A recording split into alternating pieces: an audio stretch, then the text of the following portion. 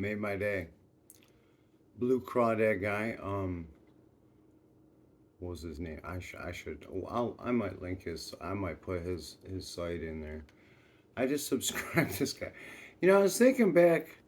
It's been a long time. Since I had an aquarium. I was in junior high. No, I was in. It was in high school because the brain, Ryan Cherry, of all people, brought me a little crawdad. And he goes, "There, it was gonna die, Matt. I saved it." I go, this high school friend, he was a piece of work.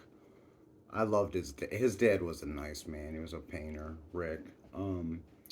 And so just he was like we were not really violent human beings. We were pacifists that were a little. How are you gonna say it? We're just not the cool kids. We're just whatever. But we're not animal liberation front blowing up factories or something where they're testing on animals. However, if it was gonna die, here, Matt, he just walk in. One day he brought hamsters, and the other. Then I'm like, man, I can't. And so anyway, one day he comes in. He goes, it was gonna die. This crayfish, and it's little, like maybe that big. And it was brown. It was like the color of that tobacco right there.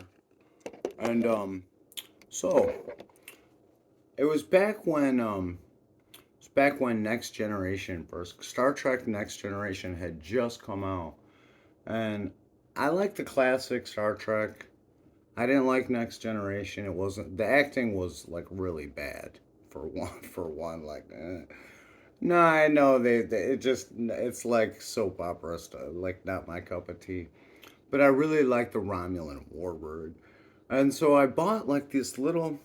I went to Meyer. I set up the tank really nice for my crayfish. I had all these blue rocks like that color in the bottom, and I got a couple algae eaters or super suckers or whatever you want to call them to keep the tank clean. And with that going, I didn't really have to maintain the tank much at all.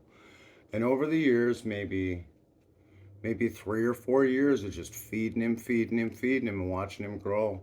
Eventually, the bubbling up from the like a water distribution thing I had at the bottom, and the algae eaters really, that's number one. I've seen people do aquariums, beautiful aquariums, and they don't have algae eaters, and it smells like fish. Algae eaters, and like it doesn't smell that bad. Hey, you got to maintain your tank. And it's been years, it's been decades since this since this happened. But eventually, Antoine, because I read the novel Nausea, and I named him after the self-made man whose Buddhist moment of enlightenment is he starts throwing up at the tree of enlightenment. Like it's kind of like just saying it's not always a happy subject to be aware. And I like that he said that. And so anyway, over time, Antoine, the crayfish, he turned blue. And so I'm kind of curious.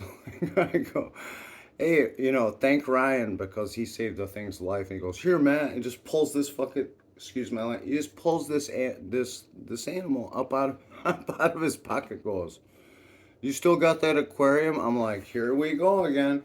So yeah, like I'll save its life. Why not? By the way, those hamsters fought to the death and ate each other. Like, sometimes the result's not good. But I go, yeah, I have that aquarium. Well, let's set it up, and that's what we did. And so the lesson at the end of the day, because I queried blue crayfish, and a man's site came up, and I did subscribe immediately. Because I go, that's him. He must have spawned, or someone else did the same thing. Point being, you love something, take care of it. Keep feeding it. That's a cat right now. 40 years, it could be a bear, right? Peace.